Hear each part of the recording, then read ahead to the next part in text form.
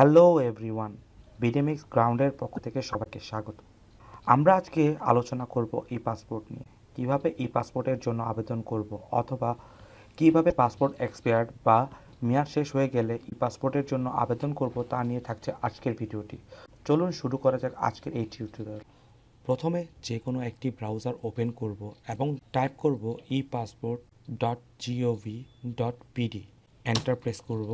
এখন ই পাসপোর্টের জন্য যে পেজটি ওপেন হয়েছে সেটিতে আমরা যেটি করব, প্রথমে হচ্ছে কি এই প্রথম অপশনটিতে যাব, ডিরেক্ট টু অনলাইন অ্যাপ্লিকেশনে ক্লিক করব, সেই অপশনটিতে ওকে প্রেস করব। Step 1, check available of e passport in your region. প্রথমে অপশনে যে সিলেক্ট করা আছে are you applying for Bangladesh, আমি কি বাংলাদেশ থেকে অ্যাপ্লাই করছি, অবশ্যই আমি ইয়েস প্রেস করব। Select district of your present address, আমি যে অ্যাড্রেসে আছি, যে বর্তমান যে আমার অ্যাড্রেসটি আছে সেটিকে সিলেক্ট করার জন্য বলছে। আমি এখন বর্তমানে আছি হচ্ছে ঢাকায়, আমি তাই ঢাকা সিলেক্ট করছি। আপনি যদি হয়ে থাকেন ফেনীতে তাহলে ফেনী, যদি হন গাজীপুরে গাজীপুর, যশোর হলে যশোর, যেটি আপনার বর্তমান প্রেজেন্ট অ্যাড্রেস সেটিকে সিলেক্ট করতে হবে। তারপরে বলছে আপনার কাছাকাছি যে পুলিশ স্টেশনটি আছে সেটিকে সিলেক্ট করার জন্য। আপনার বর্তমান যে ঠিকানা সেটি আশেপাশে যে পুলিশ স্টেশন আছে তার ঠিকানাটিকে সিলেক্ট করার জন্য বলছে। আমার আশেপাশে ঢাকা যে থানাটি আছে সেটি হচ্ছে খিলগাঁয়, তাই আমি খিলগাঁও সিলেক্ট করছি। আপনার যদি হয়ে থাকে অন্য কোনো জায়গায় সেটি আপনি সিলেক্ট করতে পারেন। তাই আমারটি খিলগাঁও আছে, তাই আমি খিলগাঁও সিলেক্ট করছি। আমার যে পাসপোর্ট অফিসটি আছে সেটি অটোমেটিকলি সিলেক্ট হয়ে গেছে যাত্রাবাড়িতে, তাই আমি এখন কন্টিনিউ প্রেস করলাম। যে স্টেপ 2তে আছে এন্টার ইউর ইমেল অ্যাড্রেস, আমার যে মেল আইডিটি আছে সেটিকে আমি এখানে দিয়ে দিব এবং কন্টিনিউ প্রেস করব। স্টেপ 3 চলে এসেছে, এখানে যেটি আছে enter your account information, mail আইডির যে ইনফরমেশনগুলো আছে সেটি হচ্ছে দেওয়ার জন্য বলছে। এখানে আমাকে পাসওয়ার্ড, এই মেল আইডির জন্য একটি পাসওয়ার্ড দিতে বলেছে, যেটাতে অবশ্যই 6টি ক্যারেক্টার থাকতে হবে এবং একটি লোয়ার কেস এবং একটি আপার কেস অবশ্যই থাকতে হবে, আদারওয়াইজ সে পাসওয়ার্ডটি নেবে না। চলুন আমরা এখন আমাদের পাসওয়ার্ডটি দেওয়ার চেষ্টা করি। তো আমি পাসওয়ার্ড টাইপ করছি, আমার পাসওয়ার্ডটি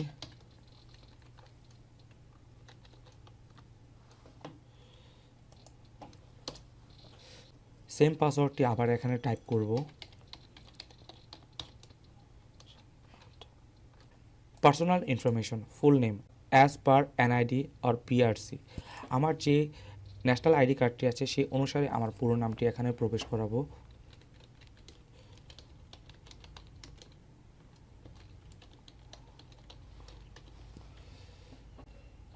তারপর অপশনটি আছে গিভেন নেম, আমি এখানে গিভেন নামটি অপশনাল আছে, আমি এখানে দিতে চাচ্ছি না।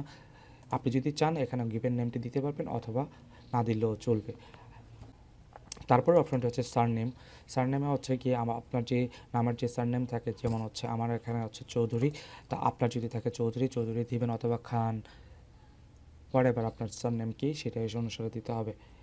তারপরে অপশনটিতে আছে contact information, Bangladeshi mobile phone number, ব্র্যাকেটে লেখা আছে অপশনাল, যদি আপনি দিতে চান দিতে পারেন, না দিতে চাইলে না দিতে পারেন, সেটা হচ্ছে পুরোটাই আপনার উপরে ডিপেন্ড করবে। তারপর যেটি করব সেভ অ্যান্ড কন্টিনিউতে প্রেস করব। আমাকে স্টেপ 4 এখানে চলে আসে অ্যাক্টিভ ই পাসপোর্ট অ্যাকাউন্ট, আমার একটি পাসপোর্টের অ্যাকাউন্ট ক্রিয়েট হয়ে গেছে। সেটি হচ্ছে আমাকে যে মেল আইডিটি আমি এখানে দিয়েছি সেই মেল আইডিতে তারা একটি কনফার্মেশন মেল পাঠিয়েছে।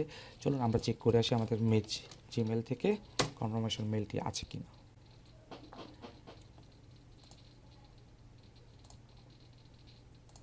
যদি ইনবক্সের মধ্যে না পাওয়া যায় তাহলে হচ্ছে যেটা হবে, আমি আপডেটসে গিয়েছি, তারপর এখানে একটা মেল চলে আসছে ই পাসপোর্ট অনলাইন পোর্টাল, এখানে একটি লিঙ্ক চলে আসছে, আমি লিঙ্কটিতে ক্লিক করব।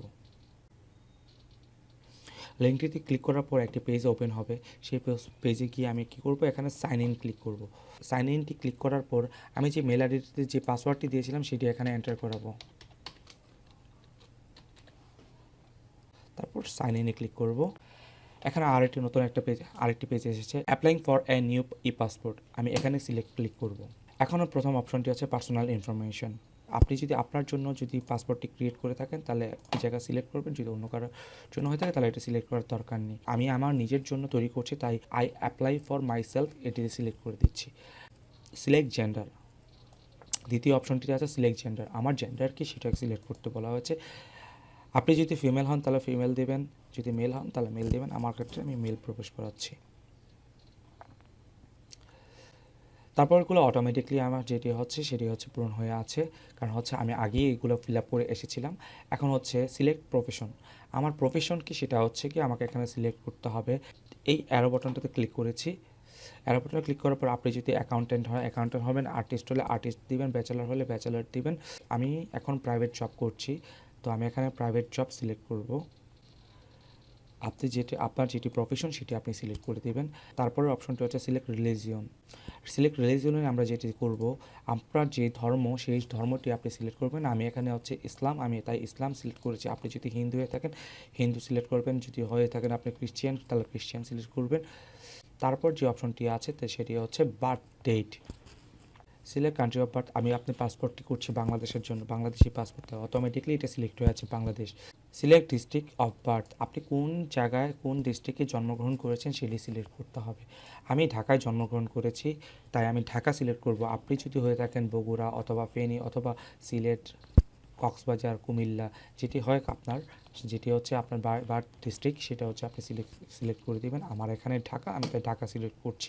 তারপরে অপশনটিতে আছে সিলেক্ট ডেট অফ বার্থ। আপনার ন্যাশনাল কার্ড অনুসারে আপনার যে ডেট অফ বার্থটি আছে সেটিকে সেই হিসাবে আপনাকে এখানে সিলেক্ট করতে হবে। আমার 31 অক্টোবর 1991। তারপরের অপশনটি হচ্ছে citizen information, select type citizen. আমি কীভাবে না বাংলাদেশের নাগরিকত্ব, আমি কি জন্মগতভাবে পেয়েছি অথবা আমি কি বিবাহ মাধ্যমে পেয়েছি, আপনার যেটি হচ্ছে সেটি হচ্ছে আপনি দিয়ে দিবেন। আমারটা হচ্ছে বাই বার্থ বাংলাদেশি, আমি তাই এখানে বাই বার্থ বাংলাদেশি সিলেক্ট করে দিয়েছি। তারপর অপশনটি হচ্ছে do you have passport of other country. আপনার কাছে যদি অন্য কোনো দেশের পাসপোর্ট থাকে তাহলে আপনি এটাকে ইয়েস প্রেস করে দেবেন। কোন দেশের পাসপোর্ট আছে সেটি সিলেক্ট করবেন।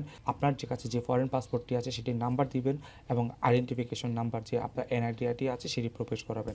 আমার এখানে অন্য কোনো দেশের কোনো পাসপোর্ট নেই তাই আমি এটাকে নো প্রেস করলাম এবং এনআইডিটি আমার যেটি এনআইডি নাম্বার যেটি আছে সেটি আমি এখানে প্রবেশ করাবো। আপনার ন্যাশনাল আইডি কার্ডের নাম্বারটি এখানে প্রবেশ করানোর পর সেভ অ্যান্ড কন্টিনিউতে প্রেস করবেন। তারপর নতুন আরেকটি পেজ আসবে প্রিভিয়াস পাসপোর্ট। তারপর নতুন আরেকটি পেজ আসবে previous passport. Do you have any previous passport, আপনার কাছে যদি পূর্বে কোনো পাসপোর্ট থেকে থাকে সেই পাসপোর্টটিকে আপনি সিলেক্ট করতে হবে। যদি আপনার কাছে এমআরপি পাসপোর্ট থাকে তাহলে হচ্ছে আপনি এমআরপি পাসপোর্ট সিলেক্ট করবেন। যদি আপনার কাছে যদি হয়ে থাকে ই পাসপোর্ট থেকে থাকে ই পাসপোর্টে ক্লিক করবেন। যদি আপনার কাছে কোনো পাসপোর্ট না থেকে থাকে তাহলে হচ্ছে আপনি এটা সিলেক্ট করবেন। আমার কাছে আগেও একটি পাসপোর্ট রয়েছে এমআরপি পাসপোর্ট, তাই আমি এমআরপি পাসপোর্টটি সিলেক্ট করছি। তারপরের যে অপশনটি রয়েছে what is the reason for your passport request, আপনি কিসের জন্য নতুন করে পাসপোর্টটি রিকোয়েস্ট করছেন। এই ক্ষেত্রে হচ্ছে আমার পাসপোর্টটি হচ্ছে এক্সপায়ার হয়ে গেছে, তার জন্য আমি নতুন করে পাসপোর্টের জন্য আপনাকে আবেদন করছি, তাই এক্সপায়ার সিলেক্ট করবো। আপনার যদি এক্সপায়ার হয়েছে তাই এক্সপায়ার সিলেক্ট করবেন। আপনার যদি হারিয়ে যায় তাহলে হারিয়ে যাওয়ার পাসপোর্টটি করবে। আপনার যে রিজনটি আছে সেটার জন্য আপনি সিলেক্ট করবেন। আমার এক্সপায়ার হয়েছে তাই আমি এক্সপায়ার সিলেক্ট করেছি। পরের যে অপশনটি রয়েছে সেটা হচ্ছে প্রিভিয়াস পাসপোর্ট নাম্বার। আপনার যে প্রিভিয়াস পাসপোর্ট নাম্বারটি আছে সেটিকে এখানে প্রবেশ করাতে হবে। তারপর অপশনটি যেটি রয়েছে সিলেক্ট ডেট অফ ইস্যু, পুরানো যে পাসপোর্টটি আছে সেটি ইস্যু করেছিলেন সেটির ডেট দেওয়ার জন্য বলছে। পাসপোর্টের যে ইনফরমেশন যে পেজগুলো রয়েছে সেটার মধ্যে আপনি ইস্যু ডেটটি পেয়ে যাবেন। আমার ইস্যু ডেটটি হয়েছে ফার্স্ট মান্থ হয়ে রয়েছে অক্টোবর 2014। তারপর যে অপশনটি রয়েছে আপনার পাসপোর্টটি কোন ডেটে এক্সপায়ার হয়েছে সেই ডেটটিকে সিলেক্ট করতে হবে। সেই ডেটটিও আপনি পেয়ে যাবেন আপনার পাসপোর্টের ইনফরমেশন যে পেজটি আছে সেটিতে। আমার যে ডেটে এক্সপায়ার হয়েছিল সেটি হচ্ছে 30 সেপ্টেম্বর 2019।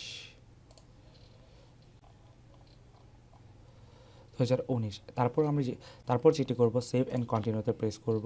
তারপর চলে আসবে অ্যাড্রেসে, পার্মানেন্ট অ্যাড্রেস, সিলেক্ট ডিস্ট্রিক্ট, আপনি কোন ডিস্ট্রিক্টে আপনার পার্মানেন্ট অ্যাড্রেস সেটিকে দিতে হবে প্রথমে।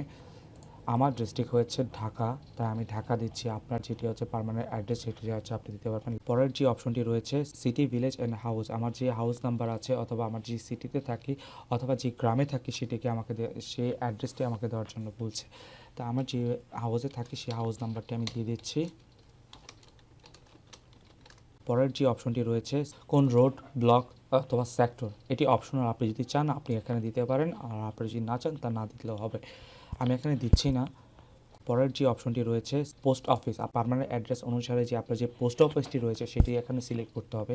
আমার পার্মানেন্ট অ্যাড্রেস অফিসের হিসাবে আমার পোস্ট অফিস হচ্ছে খিলগা, এটা সিলেক্ট করার সাথে সাথে আপনার পোস্ট কোডটি অটোমেটিকলি নিয়ে নিয়েছে। পরের যে অপশনটি রয়েছে, আমার আশেপাশে যে পুলিশ স্টেশনটি রয়েছে সেটি আমাকে এখানে সিলেক্ট করার জন্য বলেছে। আমার আশেপাশে যে পুলিশ স্টেশনটি রয়েছে সেটাও হচ্ছে খিলগাঁও, তাই আমি এখানে খিলগাঁও প্রবেশ করেছি। একই রকমভাবে আপনার যে আশেপাশে যদি যে অন্য কোনো থানা থাকে অথবা যে কোনো থানা থাকুক সেটি আপনি সিলেক্ট করতে পারবেন। আর এই ক্ষেত্রে আমার ক্ষেত্রে হচ্ছে খিলগাঁও, তাই আমি এখানে খিলগাঁও সিলেক্ট করেছি। পরের যে অপশনটি রয়েছে, প্রেজেন্ট অ্যাড্রেসটি যদি আপনার পারমানেন্ট অ্যাড্রেসের মতো যদি সেম হয়ে থাকে তাহলে আপনি এখানে একটা সিলেক্ট করে দেবেন। আর যদি না হয়ে থাকে এই সিলেক্টটি কিন্তু অপশনটিকে সিলেক্ট করার কোনো দরকার নেই।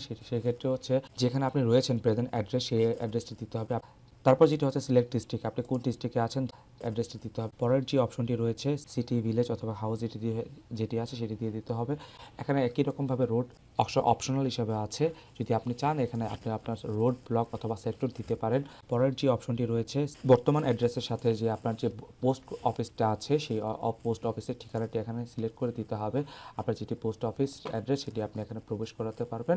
দেখুন পোস্টাল কোড আপনার অটোমেটিকলি সিলেক্ট হয়ে গেছে সে আপনার যে পোস্ট অফিসের অনুসারে। তারপরে অপশনটিতে রয়েছে সিলেক্ট দ্য পুলিশ স্টেশন, বর্তমান ঠিকানা অনুসারে আপনার যে আশেপাশে যে পুলিশ স্টেশনটি আছে সেটি সিলেক্ট করে দিতে হবে। আপনার যেটা আছে সেটা এখানে সিলেক্ট করে দেবেন। এই ফর্ম ফিল আপের ক্ষেত্রে আমার হচ্ছে এখন present address are permanent address same, তাই আমি এখানে এটি সিলেক্ট করে দিচ্ছি।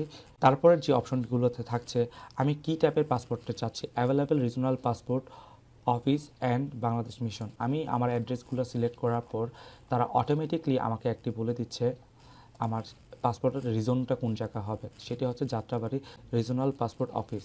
বাংলাদেশ মিশনের যে কোন জায়গা হয় সেটা আপনি সিলেক্ট করতে হবে। ফর্ম ফিল আপের ক্ষেত্রে আমার হচ্ছে এখানে রিজনাল পাসপোর্ট অফিসে, তাই আমি রিজনাল পাসপোর্ট সিলেক্ট করেছি, সেভ অ্যান্ড কন্টিনিউ প্রেস করেছি। তারপরে যে পেজটি ওপেন হবে সেটা হচ্ছে প্যাটার্নাল ইনফরমেশন। প্রথমে যে অপশনটি আছে সেটা হচ্ছে father information as per NID অথবা পিআরসি, সেই অনুসারে আপনার ফাদার নেমটি এখানে প্রবেশ করাতে হবে। তারপর অপশনটি হচ্ছে সিলেক্ট প্রফেশন, আপনার বাবার প্রফেশন কি সেটা দেওয়ার জন্য বলছেন। যদি হয় সে চাকরিজীবী হলে চাকরিজীবী দেবেন, সে যদি গভর্নমেন্ট জব হয়, গভর্নমেন্ট সার্ভিস করে থাকে তার গভর্নমেন্ট এমপ্লয়ি সার্ভিস করে দেবেন। আপনার বাবার যে প্রফেশন সেটাকে আপনার এখানে প্রবেশ করতে হবে, সেটা আমার বাবার এখানে হচ্ছে প্রাইভেট সার্ভিস, তাই আমি প্রাইভেট সার্ভিস সিলেক্ট করে দিচ্ছি। আপনার বাবার ন্যাশনালিটি কী সেটা দিতে হবে পরের অপশনে। আপনার বাবার ন্যাশনালিটি অবশ্যই হয়তো বা বাংলাদেশি, তাই আমি এখানে বাংলাদেশি সিলেক্ট করে দিয়েছি। তারপরে অপশনটিতে রয়েছে ন্যাশনাল আইডি কার্ড নাম্বার, সেটি অপশনাল হিসাবে আছে, যদি আপনি চান এখানে আপনার বাবার এনআইডি কার্ড নাম্বারটি দিতে পারেন, না দিলেও চলবে। তারপরে অপশনটি হচ্ছে মাদার ইনফরমেশন, আপনার মায়ের নাম কি সেটি এখানে দিতে বলছে, অবশ্যই এটি এনআইডি অনুসারে দিতে হবে, আর এই ক্ষেত্রে আমি দিচ্ছি। তারপরে অপশনটি হচ্ছে সিলেক্ট প্রফেশন, আপনার মা কী করেন, যদি ডাক্তার হয় ডাক্তার দেবেন, বাচ্চা যেটা হয় সেটা দেবেন। আমার আম্মু হাউস ওয়াইফ, তাই আমি এখানে হাউস ওয়াইফ সিলেক্ট করছি। Nationality Bangladeshi, national NID card না অপশনাল হিসাবে চাচ্ছে, তাই আমি দিচ্ছি না। তারপর হচ্ছে গার্ডিয়ান ইনফরমেশন, আমি এখানে নট অ্যাপ্লিকেবল প্রেস করে দিয়ে সেভ অ্যান্ড কন্টিনিউতে প্রেস করছি। তারপরে যে হচ্ছে স্পাউস ইনফরমেশন, আপনি যদি বিবাহিত হন তাহলে ম্যারিডে দিবেন, যদি ডিভোর্সি হন তাহলে ডিভোর্স দিবেন। আমি এখানে ম্যারিড, তাই ম্যারিড দিয়েছি। পরের অপশনটি আছে স্পাউস নেম, এনআইডি কার্ড অনুসারে স্পাউস নেমটি এখানে দিতে হবে।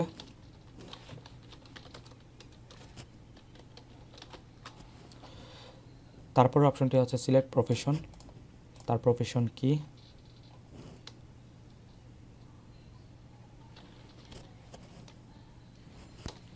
হাউস ওয়াইফ হলে হাউস ওয়াইফ প্রেস করবেন।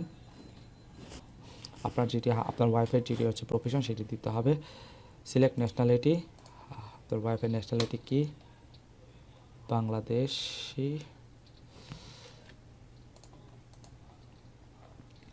এনআইডি কার্ড অপশনাল, আমি তাই দিচ্ছি না। Save and continue. Emergency contact number, যদি আপনার ইমার্জেন্সি কন্ট্যাক্ট নাম্বার থাকে সেটা ইমার্জেন্সি কন্ট্যাক্ট নাম্বার এখানে একটি দিতে হবে। কলিগের নাম্বার চাইলে কলিগের, ডটারের চাইলে ডটার। আমি এই ক্ষেত্রে হচ্ছে আমার বাবার ফোন নাম্বারটি সিলেক্ট করেছি। অটোমেটিকলি ফাদার নেম যেটি দিয়েছিলাম সেটি অটোমেটিকলি সিলেক্ট হয়ে গেছে। কোন ডিস্ট্রিক্টে আছেন, ঢাকায় আছেন, তাই ঢাকা দিয়েছি। সিলেক্ট ভিলেজ অথবা হাউস, কোন জায়গায় সে আছেন, সে তার যে জায়গা আছেন তার হাউস নাম্বার অথবা সিটি অথবা ভিলেজ নামটি এখানে প্রবেশ করাতে হবে, সেক্ষেত্রে আমি দিচ্ছি।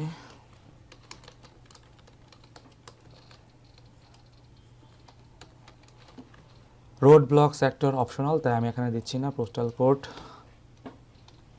Khilgaon, west station Khilgaon, mail ID optional যদি, তারপর তারা এখানে একটা ফোন নাম্বার দিতে বলেছে। সিলেক্ট কন্ট্যাক্ট নাম্বার ইনফরমেশন, বাংলাদেশে আছেন তাই তাই বাংলাদেশের নাম্বার দিচ্ছি। যদি আপনার অন্য জায়গা থাকে তাহলে হচ্ছে আপনি কান্ট্রি সিলেক্ট করে অন্য দেশের নাম্বার দিতে পারেন। ক্ষেত্রে হচ্ছে তারপর হচ্ছে তার ফোন নাম্বার,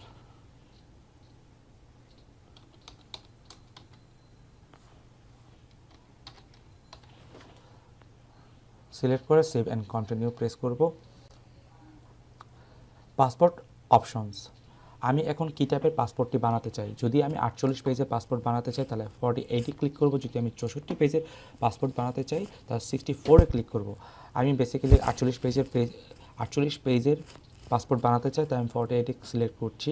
এখন আমি কত বছর মেয়াদি পাসপোর্টটি বানাতে চাই।